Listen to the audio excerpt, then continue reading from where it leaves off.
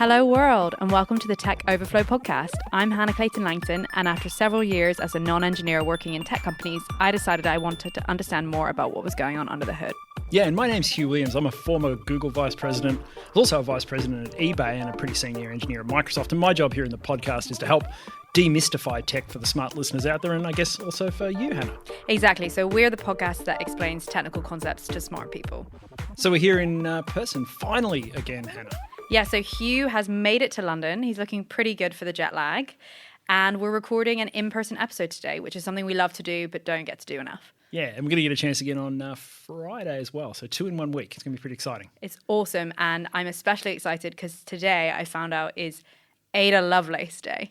So those who listened to our first episode on computer engineering will know that Ada Lovelace was the first computer programmer, or often known as the first computer programmer, despite being around in the 1800s. And today is a day celebrating and commemorating all of the women in STEM and all of their achievements today and all the amazing things I'm sure that they will bring to the industry in future. Fabulous. And we're going to dig into a deep computer science topic today. So I think it's quite appropriate given it's Ada Lovelace Day. So large language models, part 2 of our AI series, Hannah. Large language models, AI. I think before we go into the detail of LLMs, as I'll be referring to them, let's just remember what we took away from our last episode. So we spoke a lot about the field of artificial intelligence, been around since the 1950s, very, very broad field. But I think we spent most of the episode last time talking about machine learning. Yeah, and one thing that I think is super important to lay out is that when we talk about AI, most people are actually talking about large language models, or LLMs, aka ChatGPT, which is one of the consumer products. There's a few others like Claude out there. I took away last week that artificial intelligence, much broader than that, plenty of applications that will be in use in all of the technology that we use day to day. And when we're talking about ChatGPT or adjacent products, that's when we're really just talking about LLMs. Yeah, exactly. And LLMs, Hannah, as you know, are part of machine learning. So we've got artificial intelligence, that big broad field. Machine learning's part of that. Large language models are a type of machine learning. So that's our topic for today. Awesome. And another point that I find particularly neat here when we talk about AI and LLMs is that LLMs are the first time that AI isn't like hidden away under layers of computer, and it's basically exposed with a user interface, of course, directly to consumers and folks to use, you know, as they see fit, which is a bit of a revolution. We talked about like the iPhone being sort of an adjacent revolution in our last episode. Yeah, I think, you know, the smartphone is really the first time everybody had a computer in their pocket, and I think these large language models are a bit the same. It's the first time consumers have had access to AI because, yeah, you're right, Hannah, you know, AI really pre the large language models was something that large corporations use to achieve tasks. So whether it's, you know, doing fraud detection on your credit card, whether it's ranking at Google, recommending the clothes you should buy, whatever it is, sending you emails, those things were AI systems built by large corporations to do one specific task. And this is the first time that consumers have had access to AI in their pocket. And also it's a very different kind of AI, right? Because it's a generalized AI. So this is something that can carry out lots of tasks, probably even tasks that the people who built it didn't design it for. And that generalized point is interesting because, and I think it's a good segue into some of the technical detail, because most folks are using ChatGPT or equivalents as sort of a replacement for Google. But one thing I took away from some of our prep for this episode was that the way that this technology works is fundamentally different to the way Google or another search engine works. So maybe we start with that as our segue into the technical stuff. Yeah, spot on. I think that's a really good point, Hannah, because if you're using something like Google, what it's doing is it's processing the query that you give it, and then it's retrieving documents that might be great answers for your query. So you're actually getting back documents that have already been created and organized in an index. So it's a little like Google's taking you around the library and showing you the books. These LLMs are completely different. So the answers that you're getting to the questions that you're asking are synthesized text that's been created on the fly by the LLM. So this isn't text that exists. It's much more like having a conversation with a smart analyst or a smart associate or a smart intern, and that quote unquote person that you're talking to, if you like, is actually creating the text in response to your query. So that's a very, very different experience to Google. And something else I've picked up as sort of a key differentiator in our previous episode and some of our prep work is the scale of effort that's required to sort of create one of these things, which again, as a lay person just downloading the cool new app that everyone's talking about, if that's ChatGPT, I don't think you necessarily are naturally giving like credit to what it takes to build one of these things. Can you sort of scale that for the listeners? Yeah, look, I mean, we talked about sort of, quote unquote old school AI last time. I mean, we were really talking about AI models that are trained using a few computers, perhaps in a few hours or a couple of days, and they probably take millions of examples to come up with the model that detects credit card fraud or ranks in the search engine. The scale of LLMs is just so incredibly different. I mean, I'll use the word token a little bit later on, but you can just think words for now. These LLMs are trained on hundreds of billions or maybe even trillions of words to be able to generate the text that they generate. I've heard estimates that say that OpenAI's latest GPT-4, so the ChatGPT that you're using today, was trained on about 13 trillion tokens, about 9 trillion words, which is a lot of zeros. It's a bit like reading every single article, book and post on the internet many times over. I did a little bit of a back of the envelope calculation actually, Hannah, as I was coming in. I think it's a little bit like reading one book every second for about 15,000 years. Okay, so it's trained on quite a lot of information. Yeah, and that training takes a very, very long time, weeks or months, and costs an enormous amount of money. So to create one of these models that we're using all day long is probably, $50 to $100 million gets spent on using infrastructure and electricity just to create this model that can generate this text. So this is a vastly different scale to the AI that we were talking about last time. Okay, so huge amount of cost involved, huge amount of effort, huge amount of humans involved, right? In terms of building some of this. Yeah, absolutely. And you wouldn't want to get it wrong, right? Like if you're going to invest that amount of money, you'd want to be pretty sure that you're going to get the outcome that you want to get through the training process, because this is as much as making the next James Bond movie, investing in one of these new models. While we're on the topic of the training process, is that deep learning? If I remember correctly from the last episode, that's really what we mean when we talk about deep learning. Yeah, that's really the heart, if you like, of large language models. It's about feeding in trillions of words or tokens, and then it's about discovering patterns within that text. And we call those parameters, and these systems have billions of parameters. So these systems, they're called neural networks. When the neural network has lots and lots of layers, we refer to it as being quite deep, and that's where this idea of deep learning comes from. So it's been around a while, but really what it's about is taking this vast amount of data, so these trillions of words or tokens, and learning in a very sophisticated way the patterns that occur within that data and representing those patterns in a model. Okay, so one follow-up question and then one observation. Is all of that data that you mentioned going in, is that when we talk about unstructured input? Yeah, I think that's a good way to think about it, Hannah. If we think about the AI we talked about in our last episode, I'd say it's a lot more structured. So you remember talking about things like free shipping and shipping cost at eBay as being one possible parameter that could go into our model. With these large language models, we're really just giving it unstructured text. So we're giving it all of the text that we could possibly find. So all of the World Wide Web, all the books we can find, the source code, whatever it is that we can find, we're giving that all to it, and we're asking the deep learning system to actually discover the patterns all by itself. So the data is quite unstructured, and the system goes about discovering the patterns within the data. So we're not telling it what the parameters are, we're letting it discover those parameters itself. Well, and this was my observation. I'd be interested to know your engineering take on it. So I've taken away that the deep learning consumes a huge amount of information, and then it basically figures out on its own what the patterns are. That's exactly right. And I've heard a few engineers, I think yourself included, describe it as a black box and be super excited about the magic or the black box, which I agree is really exciting, but I find it kind of counterintuitive because every engineer I've ever met won't sleep until they understand exactly how everything works in a super intricate way. And then when it comes to LLMs, they're sort of just oh, this is amazing, we have no idea what's going on, which I find to be very unengineery. Yeah. And if I go back to my time at Microsoft, we used to have all these diagnostic tools for Bing. So if we had a query and we're wondering why the results that we were seeing showed up, we could actually go and look at this tool, and this tool would sort of diagnose for us what were the likely signals that were causing a particular result to show up. So often we get an executive who email us and say, I ran my query, which was my name, very common. We've all searched for our name, let's be honest. And, this bogus result turned up as the first result. What's going on? We used to have these diagnostic tools that we could use to understand what our ranker was doing. doing, and then we'd explain back, oh, it's really, really sensible, and here's what actually happened.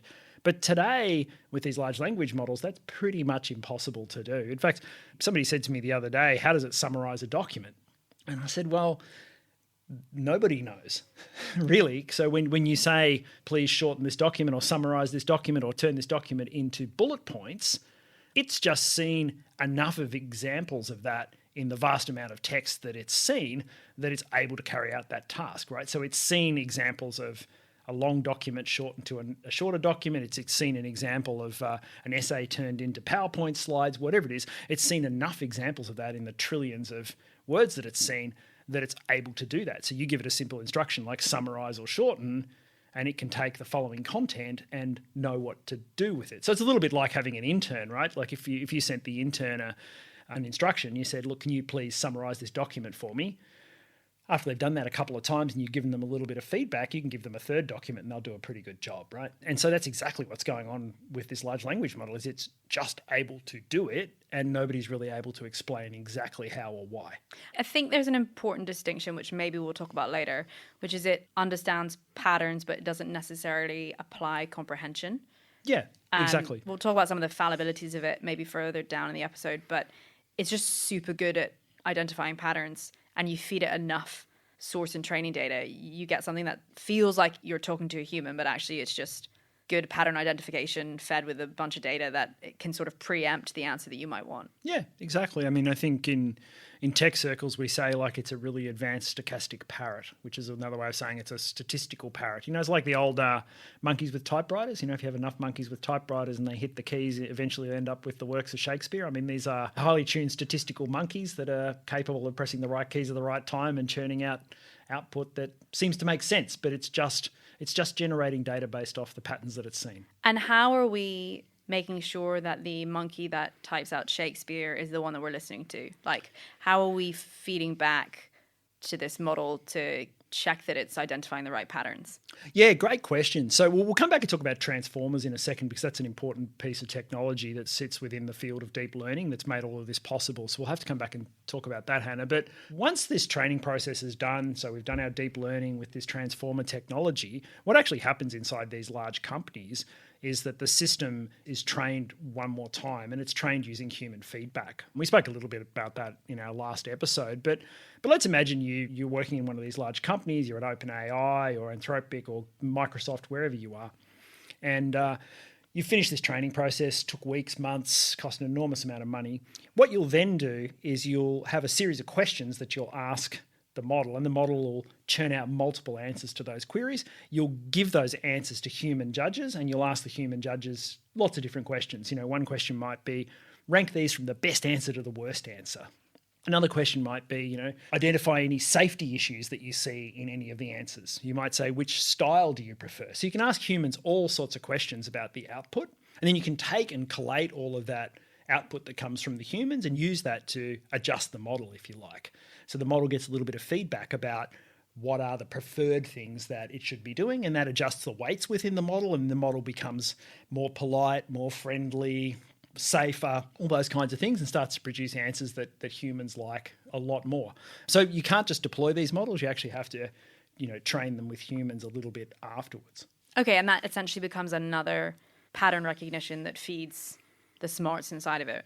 Yeah, exactly. So these systems without that piece of human feedback at the end are really just giant pattern generating machines. So they'll just generate text. But with this additional step of providing human feedback, they learn how to, you know, adapt to human style, human preferences. They get more chatty, they get safer, they get more reliable in answering the questions. So there's an enormous human effort that goes on at the end to kind of adjust the weights within the model to get them to do the things that they do today. So that's really what happens in the consumer product, if you like. So when you're using something like ChatGPT, you're not just using the original model, you're using something that's been adjusted and put through scenarios that make it a lot more human-like. That is not something that I was expecting to form part of this whole process. So I think that's a really cool insight. And I imagine that will be news to a lot of the listeners as well, even those who are using ChatGPT quite a lot. So the other thing I'd say too, while we're on that topic, is there's a lot of what we call heuristics on top of these systems, which is basically like human written rules that stop the system or cause the system to behave in a certain way, right? So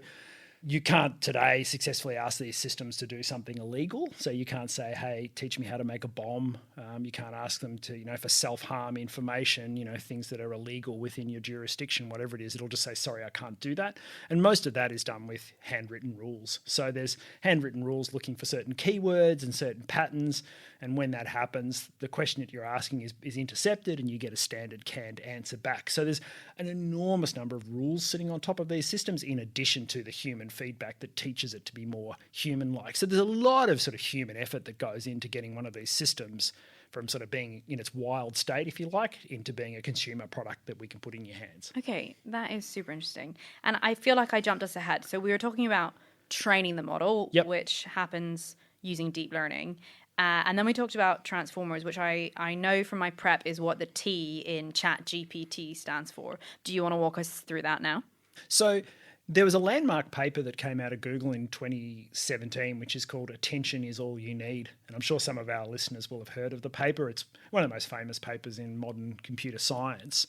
And it's really a landmark paper because it made this idea of deep learning architecturally something that could be used to process trillions of words and identify billions of parameters and build things like ChatGPT, Claude, Gemini, and so on. So deep learning itself, it was a very important field, but it was really used for things like natural language processing and image generation. So it was sort of sitting in a corner of computer science doing really interesting things, but it was never able to be scaled to web scale to build a product like this. But this transformer idea blew that up and made it possible so that we can build the products that we use today. Yeah, okay, so just to play back so far, transformers are one of the key aspects that underpin the application of deep learning to the scale that is required for an LLM. Yep, you've got it. Okay, and the deep learning existed in other possibly smaller applications, sort of deep inside smart bits of technology, but it had never been scaled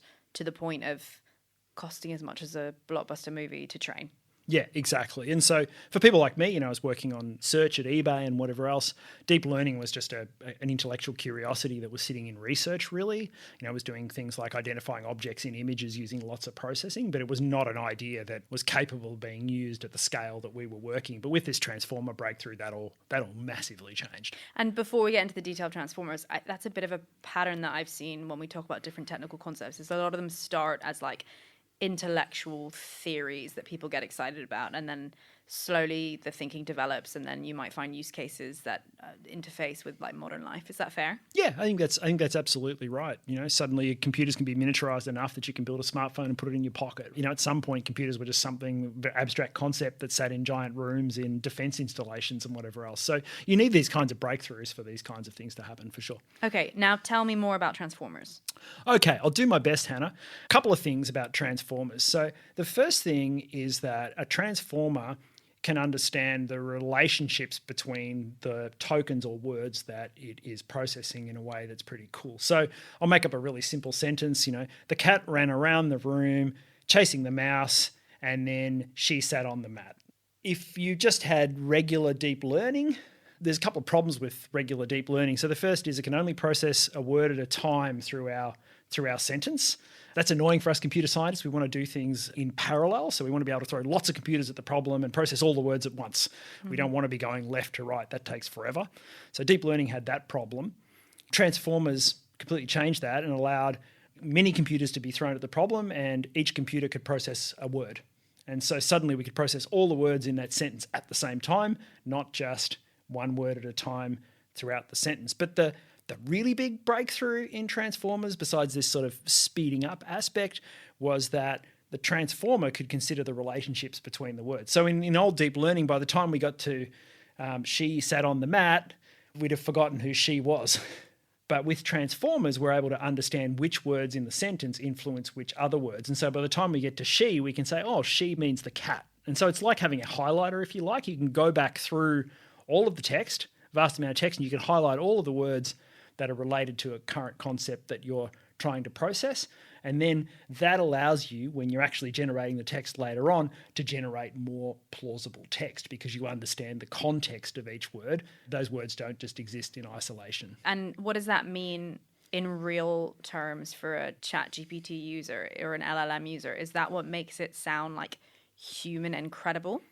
Yeah, so it's improved enormously the accuracy of the text generation because it's able to understand context much better. So it's not just like autocomplete that we're used to on our phone or maybe at Google or when we're using Microsoft Word. So it's not just generating the next most probable word given the last word that you've typed.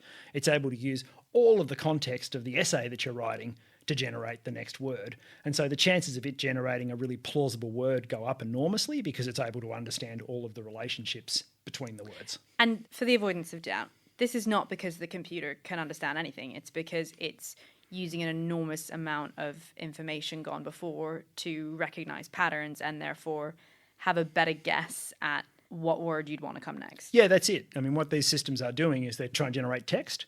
And given the set of words it's generated so far, it's trying to generate the next most probable word. And if it's got enough context and an understanding of the relationships between the words, it can do a much better job of generating the next word. So it's a very, very advanced autocomplete, if you like, that understands all of the context of hundreds, thousands, perhaps tens of thousands of words when it generates the next word, rather than a simple autocomplete, which is really just looking at the last word or two.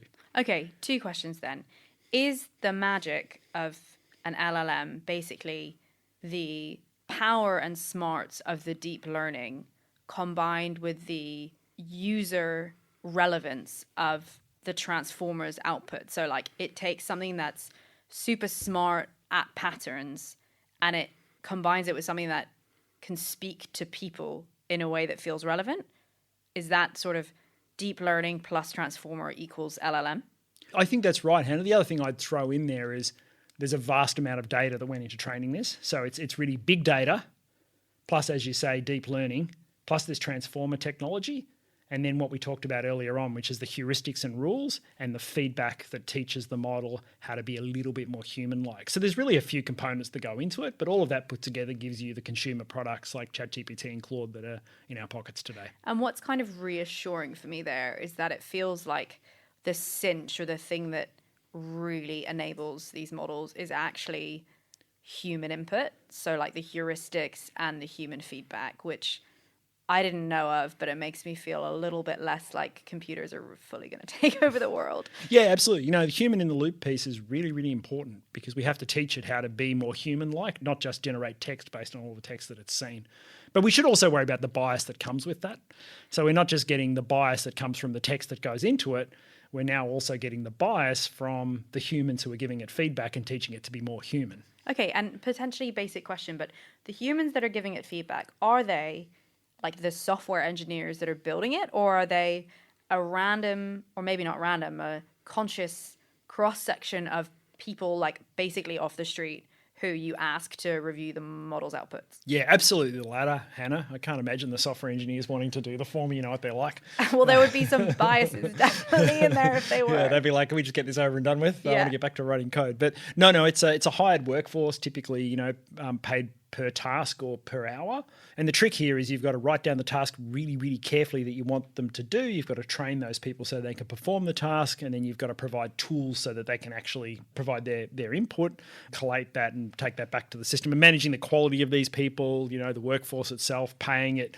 It's a big project in itself, but this is happening at an industrial scale, Hannah. Huge operation.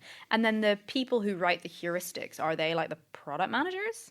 I would say, I'm guessing a little bit, but there'll certainly be product managers who are thinking about the why and what of the heuristics. But the heuristics are probably written, in a language by, people who are trained in writing heuristics, because you want to have a safety team looking at safety issues who understand the safety issues, and they're probably trained to use these tools to write the heuristics and maintain the heuristics and stay on top of the kinds of issues that are coming up as laws move, as people try and hack these systems, as new models come out with new issues. So you'd probably have a specialist safety team that's writing heuristics that are related to safety, for example. That sounds like a super interesting job.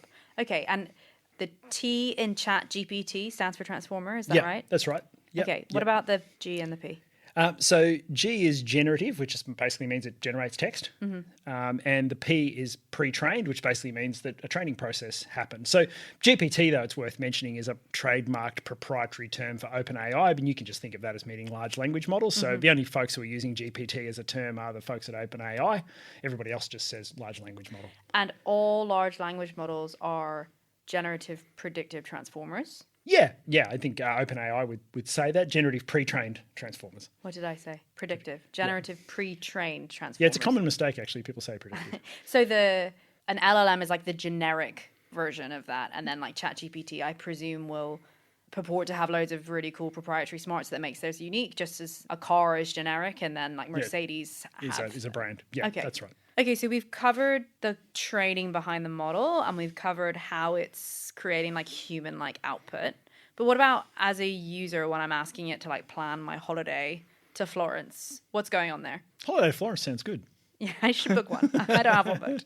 You probably need a holiday. Yeah. Yeah. One thing I did want to mention along the way is sort of how this training happens using this transformer technology. So we should talk about maybe GPUs and data centers for a second. So it costs $50 to $100 million to do this training process. One of the big costs in there is the hardware itself that's used in the training. So I'm assuming you've heard of GPUs. So GPUs are what NVIDIA produces, is that right? That's right. Okay. Yeah. So tell me why they're so valuable, because I hear a lot about NVIDIA, but I am not super aware of what's so special. I feel like NVIDIA is one of the companies that's really hit the jackpot. It's sort of owned the gold mining technology when suddenly gold became popular or something. But the GPUs are graphical processing units, or graphics processing units. And a graphics processing unit, traditionally was a card that you put into a high-end personal computer under your desk when you had an application where you needed high-powered graphics. So you're a gamer, you want to play games, and you need high-speed graphics on your desktop computer. You'd put a GPU card in there, a graphics card in there. Also, architects, those kinds of people used to use GPUs for like CAD or something. Yeah, CAD and those kinds of things. So, and is that because just so I can check my understanding, is that because there's like a good amount of computing power that's required to create high quality images versus like text or something? Graphics is a very unique thing where there's lots of things done in parallel, lots of things done at the same time, and it requires very specific kind of maths to do things like rotate shapes, have shapes move in front of each other, those kinds of things. Graphics requires, vector arithmetic, so that's really doing things that help shapes move in front of another shape, spin shapes in real time. So things that, fast sort of matrix maths, and that was, really, really important in graphics. It turns out, though, that maths is incredibly important in the transformer technology. So it's literally the same type of math? Yep. Okay. Yep. So to do the transformer computation at scale, you want parallelization, and you actually have to parallelize this vector maths, and it turns out GPUs are perfect for that. So these very expensive graphics cards turn out to be the gold mining shovels, if you like, for training large language models. Okay, and just a bit of a throwback to our product episode. Slack, like the program that people use for communications at work, didn't that also come out of a gaming company? Yeah. I think the legendary story is that those folks were a gaming company, and then they built a tool on the side to allow themselves to communicate better within their company. And then the gaming side of the business didn't go so well. They realised that the chat tool was pretty cool, and the rest is history, as they say. So there's some pretty valuable accidental offshoots coming out of gaming companies. Yeah, absolutely. And gaming is it's pretty hard maths. It's sort of the essence of it, and GPUs are really the tool that's used for that hard maths, and it turns out that maths is also pretty useful in large language models. So you have a bunch of GPUs which cost like 40 grand or something. Yeah, of that order. In USD. Yeah, absolutely. So, $20,000 to $40,000 per GPU card, and these data centers are absolutely full of them for this training process. Just for the training process? Yeah, they're using the evaluation as well. So when you want to buy your holiday to Florence or whatever it is that you're asking about, or help me cook a recipe or whatever, those kinds of things, the GPUs are used in that as well. But you need vastly more infrastructure for the training than you do for the inference, which is the what we'd call the question asking piece of this. Okay, because there is a whole topic of conversation around like the compute power required by LLMs and like the environmental cost of it and the financial cost of it, but the main consumption of that compute happens in the training phase. Correct. Okay. So training takes weeks or months, probably costs $50 to $100 million to do. When you type a question like, help me plan my itinerary to Florence, that probably costs a very small fraction of a cent. Okay, because sometimes I feel guilty asking ChatGPT stuff, but it sounds like that's not where I should be feeling guilty. No, though I was doing a little bit of maths coming into the episode about how much saying hello and thank you costs when people do that all the time, because people feel like they have to be polite to these I had things. heard this, and it generates like a massive environmental impact. People just not wanting to be rude to a computer. Well, It doesn't actually now, but I'll do the back of the envelope maths and then we can talk about Okay. why it doesn't now. But I kind of figured out that if there was 100 million people a day saying please and thank you, that would work out to be a few $1 million a year in compute cost for any of these companies. So it's not, it's not trivial. But what I've also figured out is that the companies are now intercepting those queries in some way and just generating pre-canned responses. And they can do that in one or two ways, or maybe even three. So one is you could just do it in the app. And we talked about apps in one of our episodes. You could just say, Hannah typed in thank you, and you could just respond with the app and say no problem at all or give a thumbs up sign without ever actually sending it to an LLM. That sounds sensible. Yeah. Second thing you could do is you could just do that in the cloud. So you could do that same thing as soon as the request arrives. You could inspect it for some common words and just turn it around and send it straight back. The third thing you could do is you could have a different model that's a cheaper model, if you like, that's capable of doing really trivial tasks, and you only send the hard tasks to the larger model. So there's lots of different ways of intercepting those kinds of trivial things. But regardless, you're not like calling out to the huge model to come up with a response to something that's basically like an afterthought and inconsequential. Yeah, exactly, which would make it a little bit like Marvin the Paranoid Android for those people who've watched Hitchhiker's Guide to the Galaxy. Well, that's over my head, but I was going to ask you, is that an example of heuristics then or not? Yeah, it's a perfect example of a heuristic. Okay, there we go. go. Yeah, love it. Okay. Hey, this series is working. So that makes LLMs sound pretty awesome, which we know they are, but there's also a bunch of stuff that they're not so good at. Yeah, so they hallucinate, I guess, is probably their biggest problem. Hallucinate's, I guess, a term that it's got in the public consciousness. What it really means is it, with great confidence, makes up things that aren't true. I know some people that do that. Yeah. Yeah. Humans that do that. But yeah, so is that because it's found a pattern, or it thinks it's found a pattern and it's generating an answer that's based on pattern recognition but not comprehension of what it's saying? Yeah, exactly. So it has no ability to go and fact check the things that it's producing. It's just producing things that are highly probable given the data that it's seen. So when it confidently says that Winston Churchill invented the internet, it's just doing that because that seemed like a plausible pattern that should be generated. And could you get an LLM to fact check itself, or does that get a bit meta? I think that's getting a bit meta, but I could see that happening in the future. We're probably not too far away from having some other technology fact check the LLM. But one common thing that our listeners can try if you've got access to multiple LLMs is to take the output of one LLM and give it to another LLM and ask it to fact check it. So that's a way of using the LLMs to keep an eye on the LLMs, and often you can get rid of the falseness that comes out of the LLMs by doing that. And they do all say, like somewhere in the user interface, you must check the output of these models. Like it's not necessarily based in fact. Yeah, absolutely. In fact, Deloitte is one of the big consulting companies, and I'm sure all of our listeners have heard of, are in a lot of trouble in Australia right now because for $440,000 they authored a report, and an Australian academic read the report and figured out that large slabs of it was generated with AI, including a bunch of citations that were made up. So there were citations in the back that didn't actually exist, that just seemed like plausible sounding citations, and same with some of the footnotes that were created. So it's all over the news. Certainly a big story in Australia right now. But certainly, if you're using these tools in a professional environment or even a non-professional environment, you should take great care to make sure that the output is actually true, if that's important to you. That is super interesting. And this is more of a tease for a future episode. I was talking to some engineers at work about how they use LLMs to write code and whether or not it saved them time. And they were like, at this point, it saves us time writing code, but it generates more work reviewing code.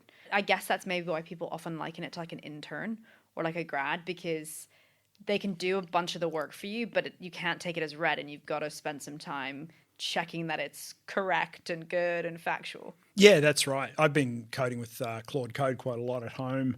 I've certainly learnt to pause every hour or so and really holistically look through the code and try and understand, what I've created and where it can be cleaned up, and, carry out a lot of manual intervention. So I'm certainly saving time in writing the code, but I think your engineers are right. There's more time now in, inspecting the output, which I suppose is a little bit like generating text, writing an essay, an email, whatever else it is. It's saving you an enormous amount of typing, but you still got to go and review it pretty carefully, and you're probably spending more time reviewing it than you would review your own text. Okay, so they're not good, or they have this sort of propensity to hallucinate. Yep. What else are they limited in, LLMs?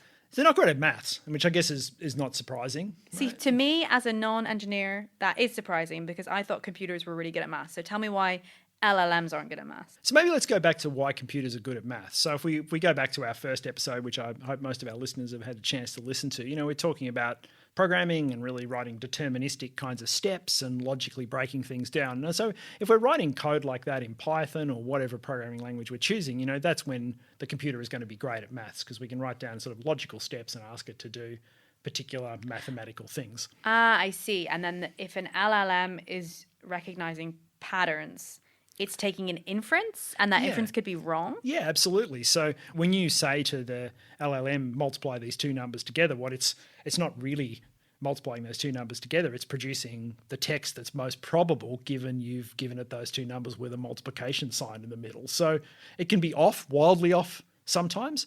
But what's happening now, and OpenAI built this into ChatGPT, is it's got a maths mode, and it kind of can now detect when you're trying to do things like that. So if you try and multiply two large numbers together, their consumer product will say, hey, I think this user's trying to multiply numbers together, and it'll actually go and run some Python. So instead of using the LLM, it'll actually go off and execute a maths module, and that maths module will do the maths for you and give you back the answer. So it's not actually the LLM doing it. They're just intercepting the query and sending it to a different module. Okay, and I've also noticed that it's not always great at image generation, or at least I use a few different LLMs and some of them are better than others, but why is that? So image generation is a slightly different problem, but it uses the same technology. So the conversational LLMs that we're talking to, that's one big model that's trained off tokens or words, and we've spoken a lot about this in the episode. There's also a separate model that's built for image generation. Same kinds of principles. You feed in enough images, treats those as pixels, tries and finds patterns in them, and when you ask it to generate an image, it's able to take the patterns from all of the images that it's seen and generate a plausible image. But it's technically a separate system to the system that generates the text. And it's a field that's evolving really quickly. I'm sure that most of our users have tried it with ChatGPT. They probably tried it a year ago, and it would generate all sorts of weird and wonderful stuff. It certainly couldn't generate text very well.